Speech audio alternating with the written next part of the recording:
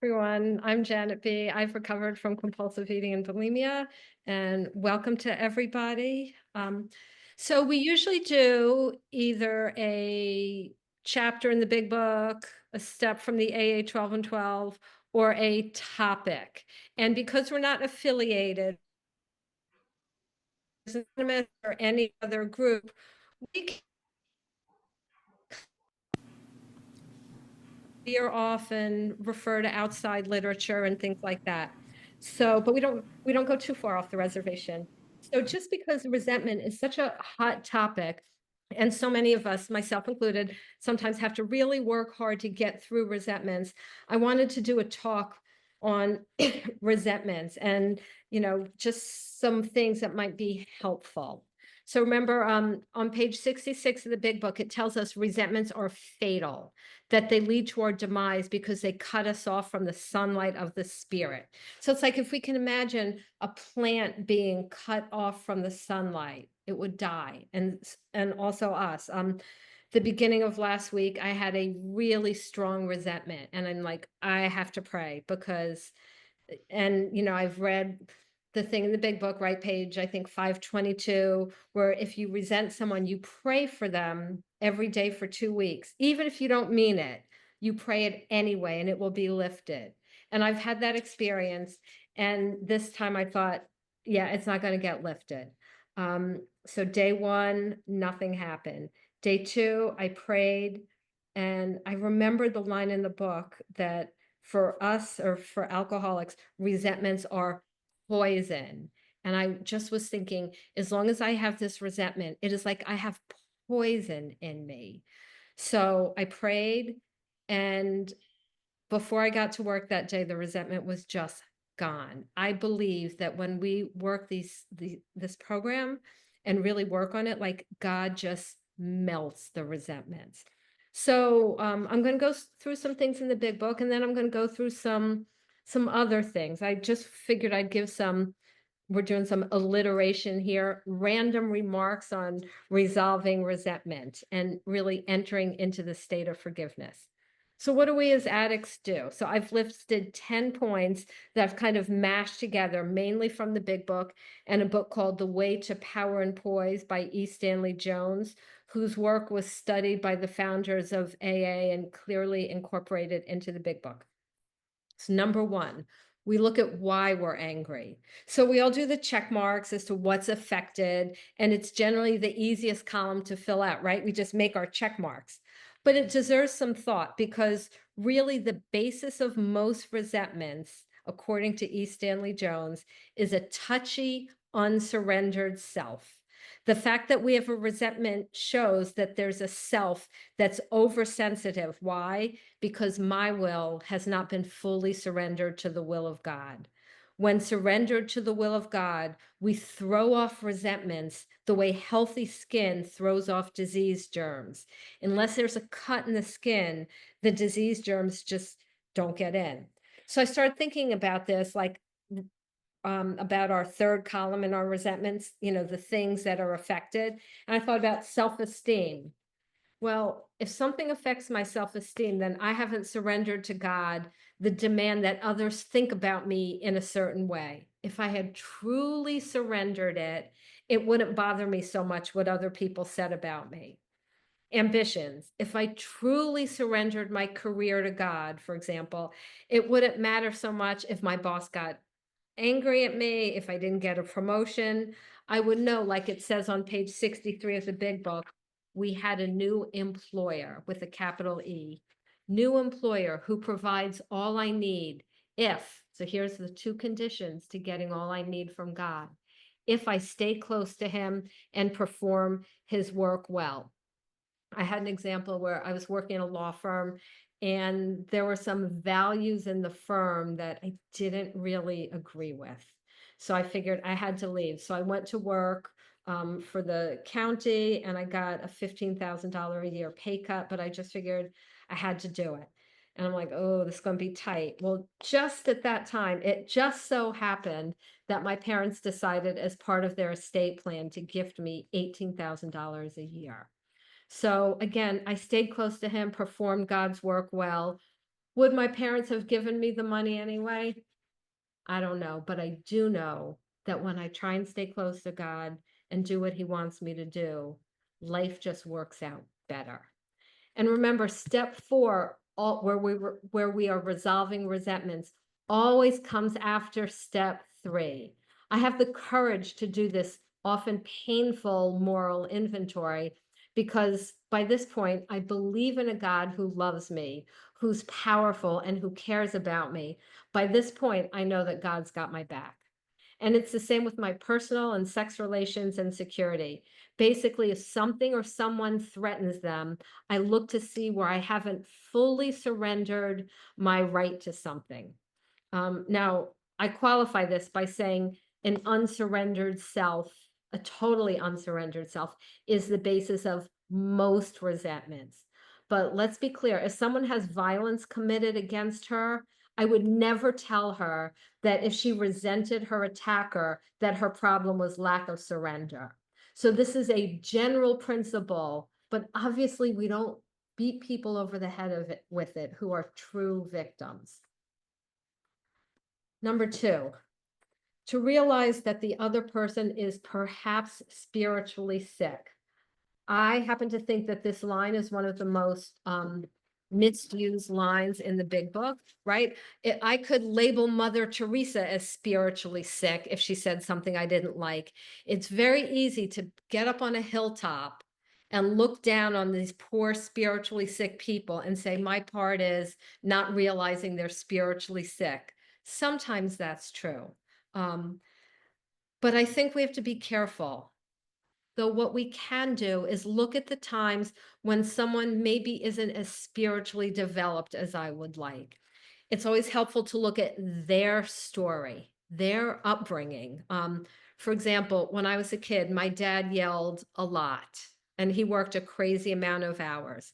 But if I dug really deep and walk a mile in his moccasins, as they say, I realized my dad was physically abused by his own father. He didn't physically abuse us. And his father was an alcoholic who didn't always have a job. So my dad worked 2 jobs to take care of his family, and he yelled. Major progress over how he was brought up. And in God's eyes, my dad might actually be a saint. So it's helpful to remember that there's a little bit of good in the worst of us and a little bit of bad in the best of us. And here's a prayer I found that I liked. Lord, this person is an infinitely precious child of yours and a spiritually developing person with flaws, just like me.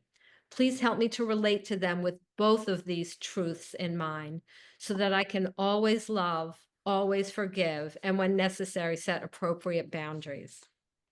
Also, since we're talking about realizing the other person is perhaps spiritually sick or perhaps spiritually developing, I just want to say that forgiveness does not mean that I have to be in a relationship with someone who is so spiritually sick that they're abusive.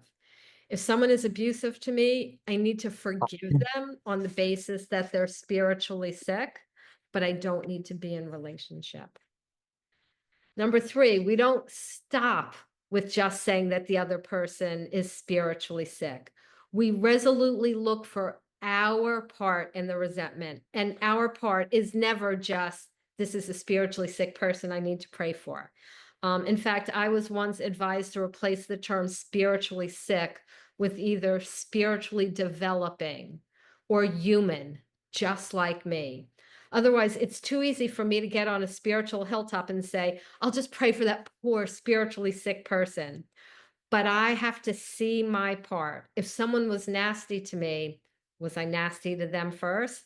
If one of my kids is undisciplined, is my part that I was selfish and lazy in teaching them the right things? If I'm angry at how other people are acting, is my part that I think I have a right to control how others think, what they do, or what their values are? I think during the past election here, probably a lot of us got resentful at people of another party. And then we think like, well, what's my part? My part is I think everyone should have my values. No one needs to have my same values for me to be happy. So I have to realize that. And that's the same kind of thing if, I don't know, let's say our cousin invites Uncle Ed to the wedding. No, and she knows we can't stand Uncle Ed. Our cousin can invite whoever she wants, do whatever she wants.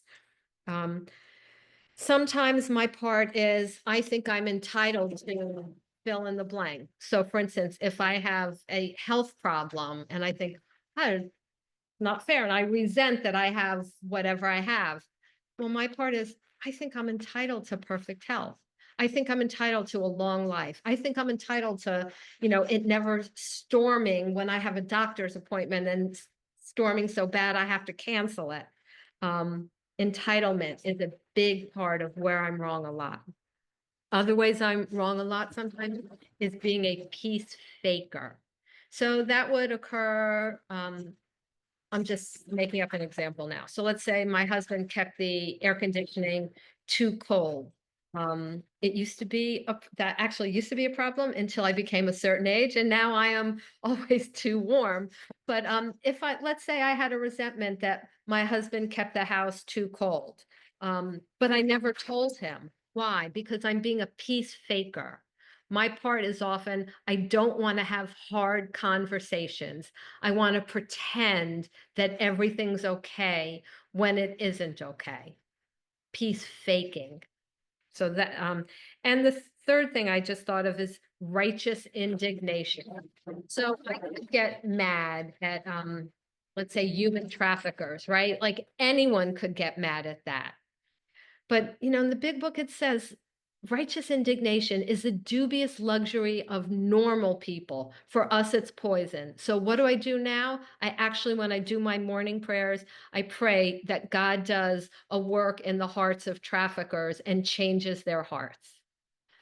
And I don't sit there and feel angry. I pray and I give money to causes that fight against human trafficking. So really, if I have a resentment, I always have a part. Sometimes it might be because other people are thinking or talking badly about me. My part may be I made what other people say or think about me my business, and it's none of my business. So many of my resentments go away when I realize that the thing is not my business. And I look at it kind of like, those laps where you swim that have the ropes that divide you so you don't go into other swimmers. I kind of think of it like that, like I'm swimming toward God, right? We go through the steps and we're working toward an enhanced relationship with God, knowledge of his will for us, power to carry it out. Well, if I swim into someone else's lane that's, their business, I'm keeping my eyes off where it's supposed to be. And if I let other people crowd into my lane and take on problems that shouldn't be mine, I'm also taking my eyes off God. So again, whenever we're resentful, I find it helpful to think, is this thing really any of my business? Am I being a peace faker? Am I feeling like I'm entitled to something? Number four, we have to make up our minds that in this world, we are not going to escape injustice and pain. The big book talks about certain trials and low spots, certain, not maybe, and tells us what to do when, not if, trouble comes. Big book doesn't say we will never have troubles. So if we believe that because we've given our life to God, our lives going forward will be pain-free, we will be guilty of our old enemy, unfair expectations. And that's often when we get mad at God, right? We say, God, I've surrendered my life to you. Why are you allowing this to happen to me? And, I think when we do that, we're really unfair to God. Like, so let's say I have a health problem, and it's like, if I were to say, God, this is really unfair, God could very well come back to me and say, you know what else is unfair, Janet? You have your eyesight. You're not deaf, you're not crippled, you have a house, you have a family, you have a job. That's really not fair. You have more than 90%, 95% of this world. You're right, I'm not fair. I've given you too much, right? God could say that to me. We have to think, could God say that to us? Are we unfair to God? So let's see. The big book tells us that when trouble comes, what do? We cheerfully capitalize on them as a chance for God to show his omnipotence. That means we continue to do the right thing, we trust God, and we wait for the miracles. And I remember one time, so my daughter was in college and she was home on break, and she was going to go see her old boyfriend, who was a person I didn't really want her to see. He wasn't my favorite person. And I just thought, I'm just going to keep my mouth shut. I'm not going to say a word. And then she ended up like not seeing him, go hanging out with her best friend. And now she's got like this really nice boyfriend, and they went ring shopping last week. Now, did keeping my mouth shut result in that? I mean, probably not. But I do believe that when I try to take matters into my hands, I tie God's hands. Number 5, we can pray for those who harm us. E. Stanley Jones says, by praying for those who wrong us, the resentment is sterilized by the antiseptic of prayer. He advises to pray first as soon as we feel the first tinge of a resentment. And this makes sense. Remember, if we try to do an inventory without bringing God into it, it's just psychology. So the freedom from bondage prayer is on page 552 of the big book. And I have to tell you, there are times when I have felt this resentment will never go away. And 100% of the time, when I committed to praying this prayer every day for 2 weeks and do it, it never even took 2 weeks. It went away. Number 6, we can go beyond prayer. The big book says we ask God to show us how we can be helpful to the person who has hurt us. We can do good to those who hurt us. Can we bring in the garbage cans of the neighbor we hate? When my son was in high school, by the way, he's graduating from college this weekend, but when he was in high school, he was very difficult. And I remember one time he was just he was so difficult. And I was going out to get myself a latte. And I said to him, can I bring you back a latte? It's killing me, but I did it. And he said, sure. And, started breaking down the walls. The best example I can think of, there was a movie called End of the Spear, and there were some missionaries in South America, and they went to a tribe of people, and they all got killed. Every single missionary got killed. Um, and their wives then went back to the people who had killed their husbands when they all had polio and ministered to them. I don't know if I could do that, but I like reading about those examples of forgiveness, and it's something to aspire to. And remember in the chapter, The Family Afterwards, page 127, it says we can help another person's crankiness disappear if we show love and spiritual understanding. So that means if someone around me is cranky, instead of me getting angry, I show love and spiritual understanding. Number 7, we can forgive because God has forgiven us. We can think about what God has done for us. We can think of the 1,000 times a day God manifests his love and faithfulness to us. And as we think of his love for us, a feeling of humble gratitude can spring up within us. As we experience gratitude to God for all he's done in our lives, we'll realize that the people around us just need to be treated with love and patience, just like God has treated us, even when I'll speak for myself, even when I didn't deserve it.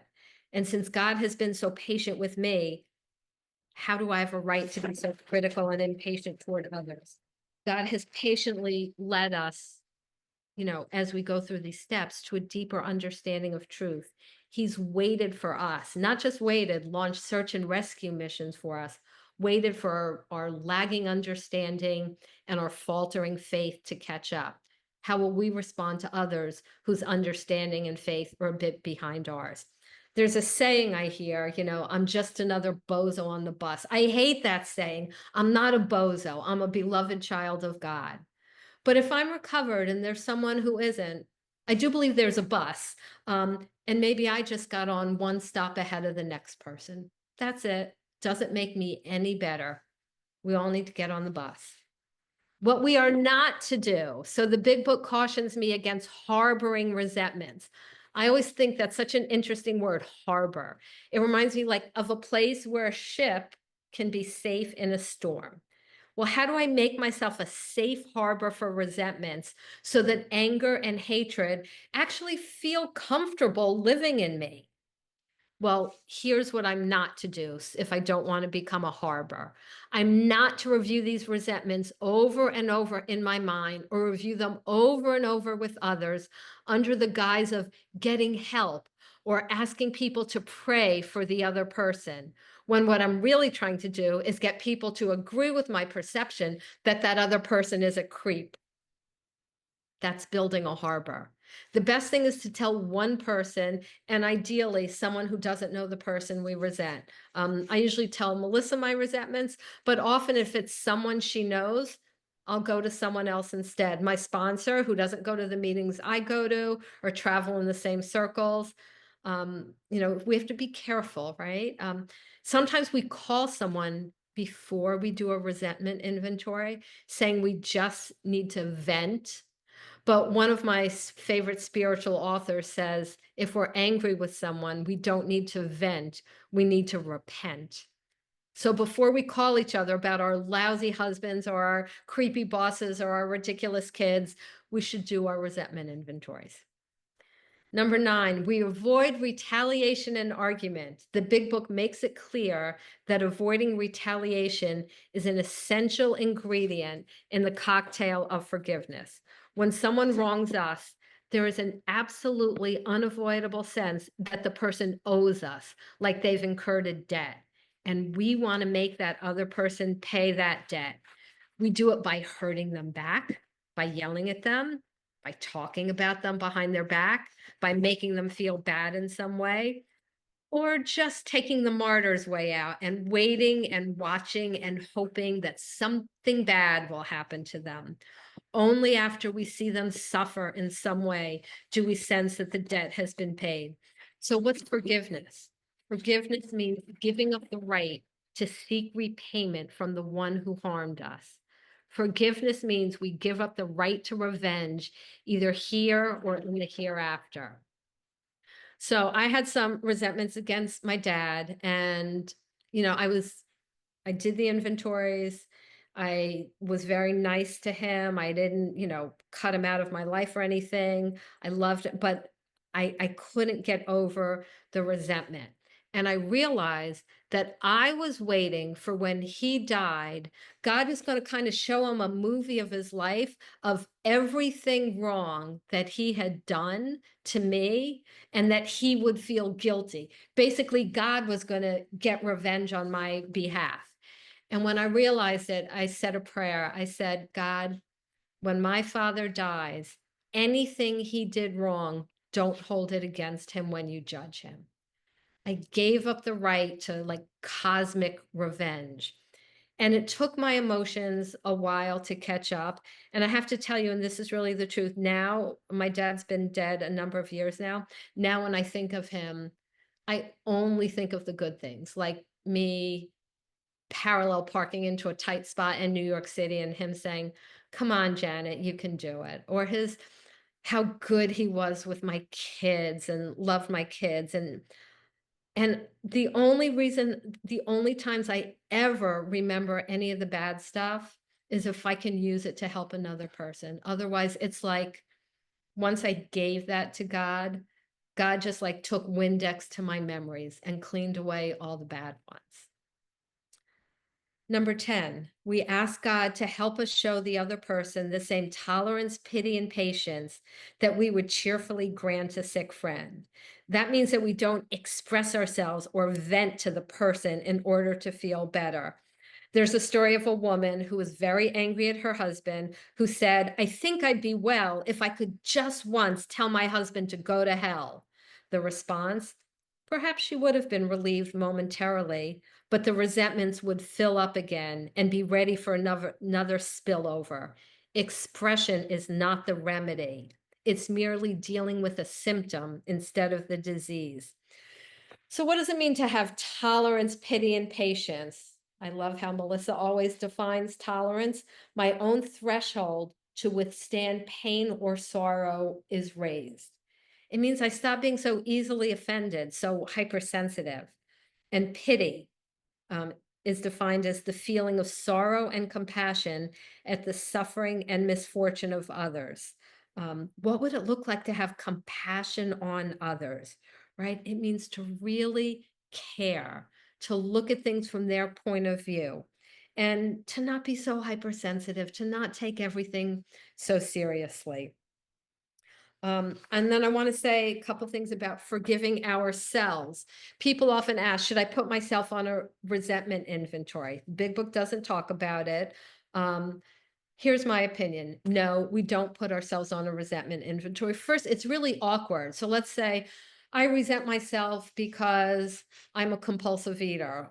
What does it affect? Okay, it affects my self-esteem. What's my part? I'm a compulsive eater. It's just like it goes about in circles. It doesn't really work. So I found a better way that if I resent myself, it's because I have likely done something wrong. So I just inventory what I've done wrong. I was mean to this person, right? Why do we resent ourselves? Because we don't act according to our own ideal of what a good person should act like. So I just say, I was prejudiced, I was mean, and I resolve it kind of on a character defect level. God, I had prejudice against this person. Please remove my prejudice. And I make amends if I need to. Um, we ask God to remove our defects, we make our amends, and then we are forgiven. Now, many people say they have more trouble forgiving themselves than they do accepting God's forgiveness. But what really lies behind this idea of I can't forgive myself? So, again, one of the spiritual writers I follow says, when people say I can't forgive myself, it's really an indication of pride because we're in essence saying our judgment is more accurate than God's. When we say, I know God has forgiven me, but I just can't forgive myself, we're acting as if our own judgment holds more weight than God's. And the big book is really clear, right? Anytime we're sorry for what we've done and have the honest desire to let God take us to better things, we believe we will be forgiven. So I want to leave some time at the end. If anyone has a resentment they're struggling with and want some help with, that try and help out. If you want it to be anonymous, you can text it to Melissa in the chat and she'll ask it for you. But whenever I talk about resolving resentments and forgiveness, I always like to close with this story by Corrie ten Boom. And you may have heard it before. I've I've heard it and I've read it multiple times and it always gets me. And it always gets me also in that I first to see what an incredible human being she was with God's help. And it shows me how far I have to go. So this is her story. It was in a church in Munich that I saw him, a balding, heavy-set man in a gray overcoat, a brown felt hat clutched between his hands. People were filing out of the basement room where I had just spoken, moving along the rows of wooden chairs to the door at the rear.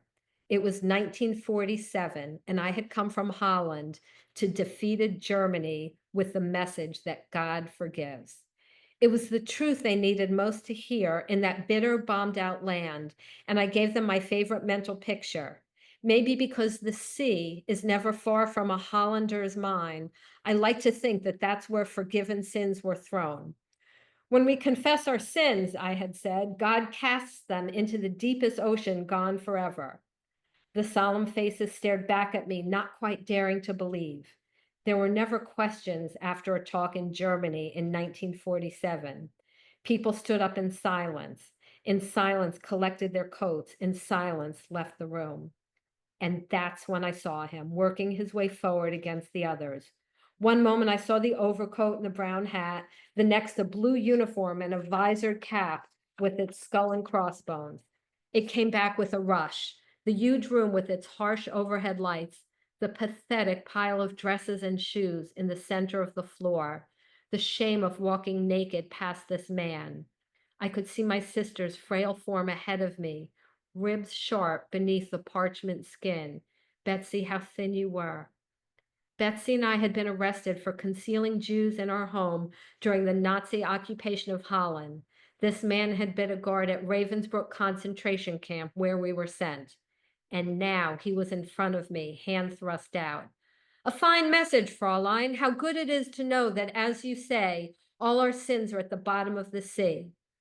And I, who had spoken so glibly of forgiveness, fumbled in my pocketbook rather than take that hand. He would not remember me, of course. How could he remember one prisoner among those thousands of women? But I remembered him and the leather crops swinging from his belt. It was the first time since my release that I had been face to face with one of my captors, and my blood seemed to freeze. You mentioned Ravensbrück in your talk, he was saying. I was a guard in there. No, he didn't remember me. But since that time, he went on, I've become a Christian. I know God has forgiven me for the cruel things I did there, but I would like to hear it from your lips as well, Fraulein. Again, the hand came out. Will you forgive me? And I stood there, I whose sins had every day had to be forgiven, and I could not. Betsy had died in that place. Could he erase her slow, terrible death simply for the asking? It could not have been many seconds that he stood there, hand held out, but to me it seemed hours as I wrestled with the most difficult thing I had ever had to do. For I had to do it. I knew that. The message that God forgives has a prior condition, that we forgive those who have injured us. If you don't forgive people for injuring you, neither will God forgive you. I knew it not only as a commandment of God, but as a daily experience. Since the end of the war, I had had a home in Holland for victims of Nazi brutality. Those who were able to forgive their former enemies were able also to return to the outside world and rebuild their lives, no matter what the physical scars. Those who nursed their bitterness remained invalids. It was as simple and as horrible as that. And still I stood there with the coldness clutching my heart. But forgiveness is not an emotion. I knew that too. Forgiveness is an act of the will, and the will can function regardless of the temperature of the heart. God help me, I prayed silently. I can lift my hand. I can do that much. You supply the feeling. And so woodenly, mechanically, I thrust my hand into the one stretched out to me. And as I did, an incredible thing took place. The current started in my shoulder, raced down my arm, sprang into our joined hands.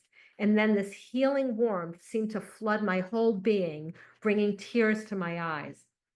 I forgive you, brother, I cried with all my heart. For a long moment, we grasped each other's hands, the former guard and the former prisoner. I had never known God, so I had never known God's love so intensely as I did then. And with that, I will pass.